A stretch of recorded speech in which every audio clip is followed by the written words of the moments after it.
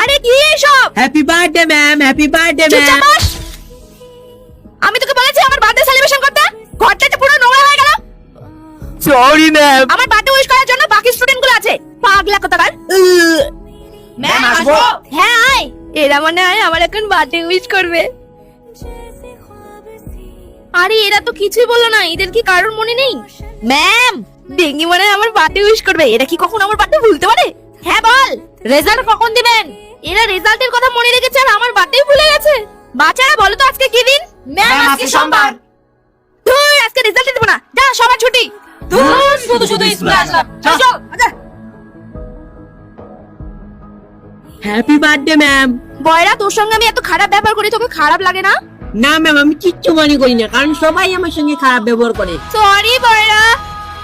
তো বন্ধুরা, তোমরা কারা কারা বয়রাকে ভালোবাসো অবশ্যই আমাদের চ্যানেলটিকে সাবস্ক্রাইব করে